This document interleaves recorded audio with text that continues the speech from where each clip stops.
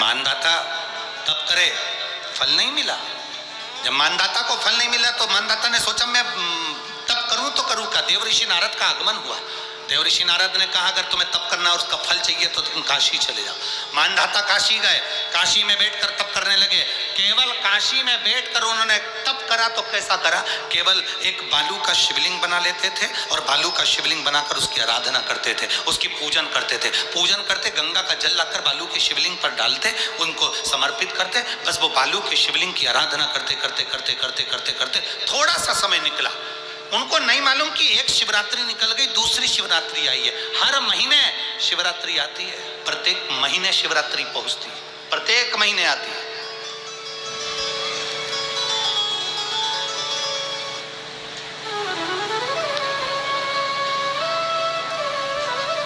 एक शिवरात्रि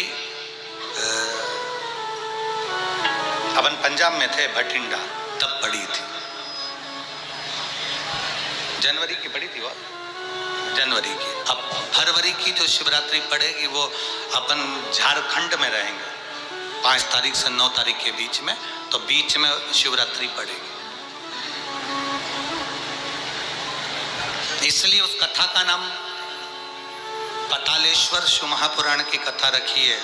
हड्डी उसमें मूल है आपका बुढ़ापा ना बिगड़े उसके लिए वो कथा है। 5 दिन की कथा है, 2 बजे से 5 बजे तक आएगी आस्था चैनल पर भी। और झारखंड के आसपास के जितने श्रोता हैं सब सुनो। जमशेदपुर में काजू बागान में वो कथा होगी, बड़े प्रेम से सुनिए।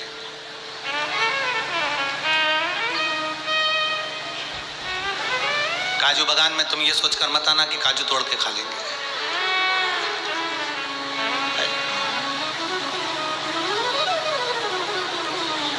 दिल से सुनो उसको। पतालेश्वर शिव महापुराण की कथा। कुछ जगह ऐसी होती हैं उस कथा का मूल, जैसे 7 मार्च से 13 मार्च की सीहोर कुबेरेश्वर धाम की कथा जरूर सुनो, मौका मिल जाए तो। 5 माताएं, भाई लोग, बहन लोग जो भी हैं, जीजा जीजी, सब कथा में पहुंचकर उसमें सेवा भी करो और कथा भी सुनो, दिल से सुनो।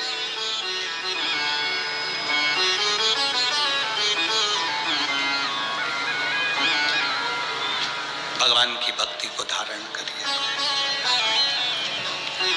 मानधाता ने बालू का शिवलिंग बनाया, पूजन करना प्रारंभ करी, गंगा जी का जल ले जाकर चढ़ा देते। अब कोई तप नहीं, कोई साधना नहीं, कोई नेत्र बंद कर नहीं बैठे, कोई तप साधना में नहीं बैठे, कोई घोर तप करने के लिए नहीं बैठे, केवल शंकर का शिवलिंग बनाया, पूजन करी। साल में एक दिन सावन के महीने में जो शिवरात्रि आती है, हम भी टीवी के माध्यम से, सोशल मीडिया के माध्यम से आप सबके घर में पार्थिव शिवलिंग का निर्माण करवाते हैं। उसका कारण केवल इतना है कि हम पूरी जिंदगी तप नहीं कर पाते, पूरे साल व्रत नहीं कर पाते, साधना नहीं कर पाते, तो कम से कम सावन के महीने की शिवरात्रि पर जब अपने घर में मिट्टी का शिवलिंग बनाकर पूजन करते हैं तो हमें तप और साधना का पूरा फल प्राप्त हो जाता है। करने वाले, विरोध करने वाले करते रहते हैं। शाम को तो व्रत ये वाला उपवास करना ही नहीं था, पूजन कराना ही नहीं थी, इसमें ऐसी पूजन करा दी, उसमें वैसी पूजन करा दी, ये गलत बोल दिया, ये सही बोल दिया, ये ऐसा कर दिया, काली मिर्ची चढ़वा दी तो ये चढ़वा दी। बोलने वाले बोलते रहेंगे। तुम अपना काम करो, पार्थिव शिवलिंग का निर्माण करो, पूजन करो, आराधना करो, विसर्जन करो।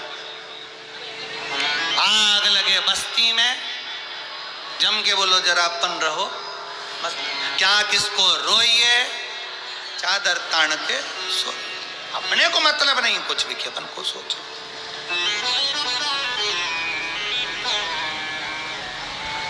अपनी जिंदगी का सार्थकता सिद्ध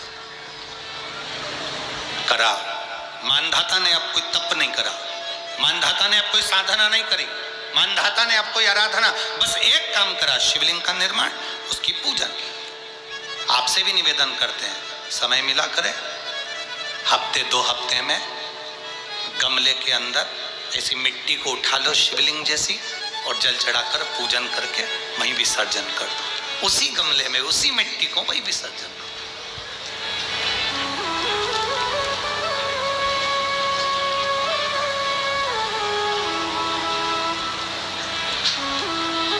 प्रयास करो।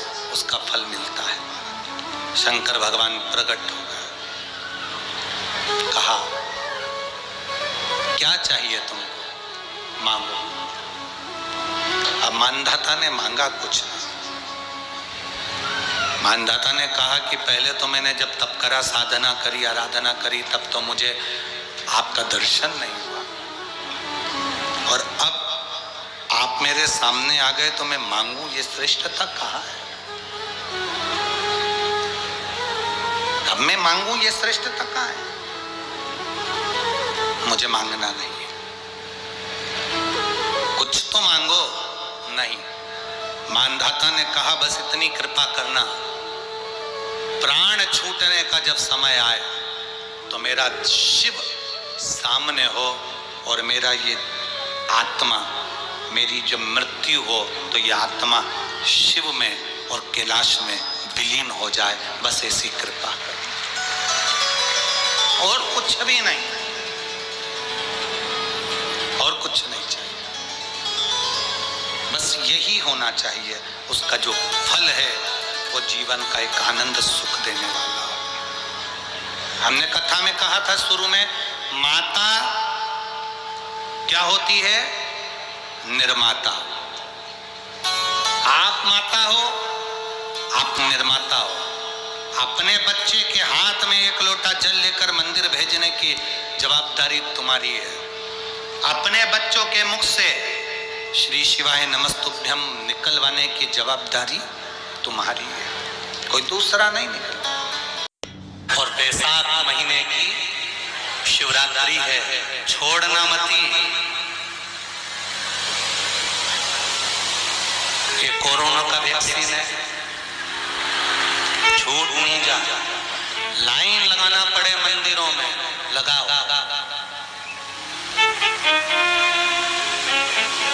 और प्रत्येक मंदिर का फोटो खींचकर अपने अपने फेसबुक, व्हाट्सएप, इंस्टाग्राम पे भी चढ़ाओ। क्यों? ये हमारा सनातन धर्म का भाई आज भगवान शिव के मंदिर में खड़ा है, शंकर की आराधना कर रहा है, शिव तत्व को जाना है। अभी तक शंकर तत्व को, शिव तत्व को, शिव जी को तो लोगों ने छुपा दिया था। क्यों? क्योंकि अगर शंकर जी का भजन करेंगे, पानी चढ़ाएंगे, बेलपत्र चढ़ाएंगे, बेलपत्र का महत्व कौन जानता है? बैसाख के महीने की शिवरात्रि है कल, एक लोटा जल। ये महिरत की कथा भी कर रही है। महिरत गाय बछड़े को जन्म दे रही है और उस गाय को हटाने के लिए महिरत ने अपने दूतों को भेज दिया, जाओ इसको हटा के,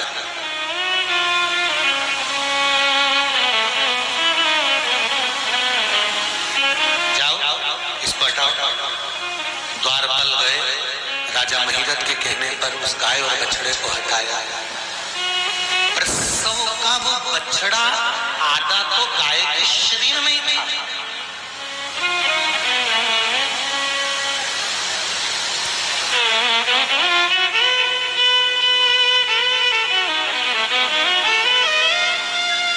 और आधा वो बछड़ा था। महाराज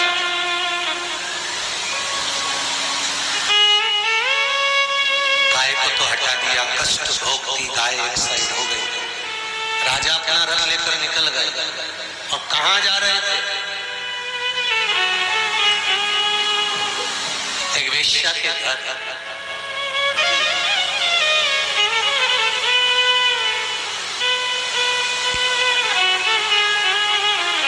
कोई बहुत जरूरी कार्य हो, कोई बहुत बड़ा काम अड़ गया हो, कोई राज सत्ता का काम अड़ गया हो, तो आप किसी को कष्ट देकर जा रहे हो तो चलेगा। पर कोई एक वैश्या से मिलने के लिए जा रहे हो, वो भी रथ पर सवार होकर जा रहे हो, और बीच में मार्ग में एक गाय बछड़े को जन्म दे रही हो और तुम उसको हटा कर जा रहे हो, तो ये कहां का धर्म?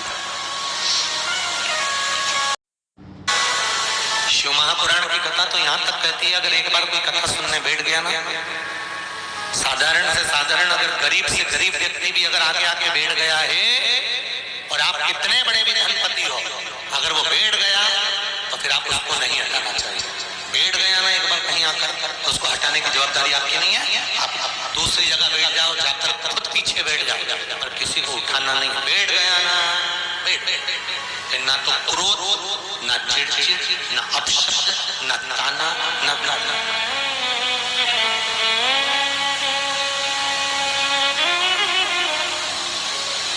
गलत काम करने तो नहीं बैठा है, करने क्या बैठा है?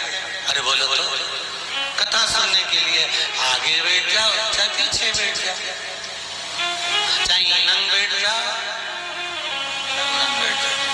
कथा तो सुनना है।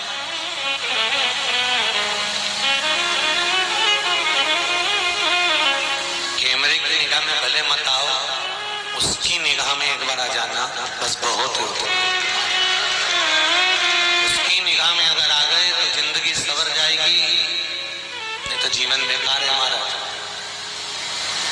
व्यर्थ का जीवन।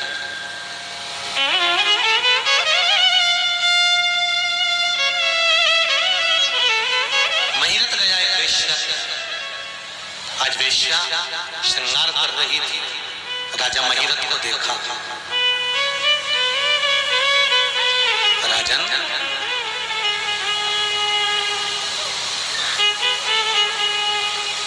तुम्हारा आने का समय तो शाम का है और तुम मेरे कक्ष में आज सुबह से आ गया।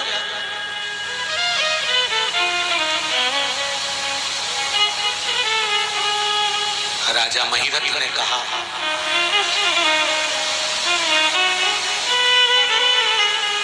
मुझे तुम्हारी याद आ रही थी, इसलिए मैं आज शाम की जगह सुबह आ गया। राजन,